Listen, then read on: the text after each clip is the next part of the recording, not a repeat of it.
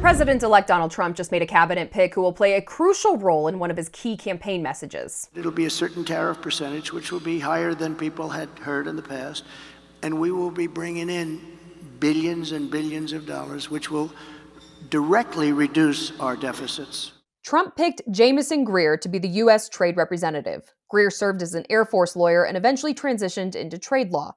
Greer is the protégé of Trump's first USTR, Robert Lighthizer. They worked together prior to Trump's first term, and when Lighthizer took on the role, he brought on Greer as his chief of staff. But Greer spent most of his time behind the scenes, while Lighthizer was front and center during Trump's first administration. He's been noticeably absent as the president-elect fills his cabinet this time around. He's been passed over for Commerce and Treasury, and now his chief of staff is taking his former post. Is the architect of Trump's first-term tariff policy being left in the lurch? In a statement posted to Truth Social, Trump said Greer played a key role during his first term, imposing tariffs on China and others to combat unfair trade practices and replacing the failed NAFTA deal with USMCA. Trump said Greer would focus on reining in the country's massive trade deficit, defending American manufacturing, agriculture, and services, and opening up export markets everywhere.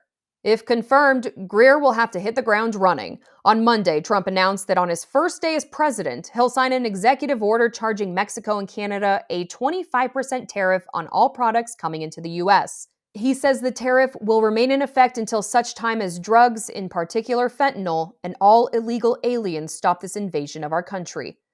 Beyond implementing the policy, existing trade deals that Trump himself negotiated could cause a bit of a headache for Greer. It is a violation of the USMCA. The U.S. just basically said, oops, we are going to impose these tariffs no matter what our treaty says. The U.S.-Mexico-Canada agreement is not set to expire until 2036. It is up for a 6-year review in 2026, and Greer would play a key role in reviewing the pact. Trump also announced an additional 10% tariff on China related to the fentanyl crisis, with more action on China expected. None of this would be new territory for Greer. Politico reports he was instrumental in negotiating Phase 1 of the China trade deal and the USMCA.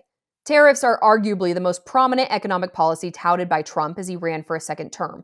He's floating tariffs as high as 60% or more on China.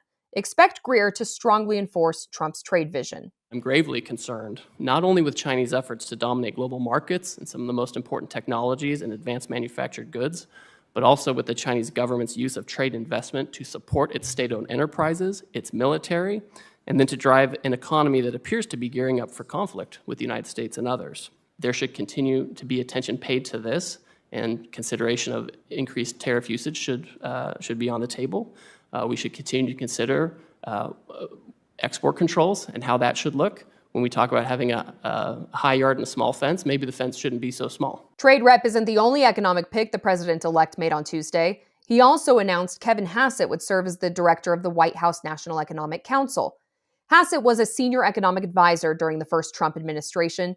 Before Trump, Hassett advised every Republican nominee for president since 2004. In a statement on Truth Social, Trump said Hassett played a crucial role in helping to design and pass the Tax Cuts and Jobs Act of 2017.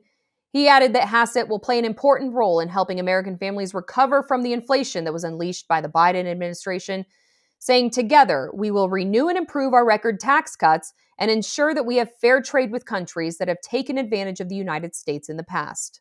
In his role, Hassett will work closely with Scott Bessent, whom Trump picked to lead the Treasury Department, to move forward the president's economic agenda, which includes extending those 2017 tax cuts in its entirety. For more on how Scott Bessent went from a prominent Democratic donor to Trump's pick for Treasury, search Scott Bessent and watch this story at SAN.com or the Straight Arrow News app.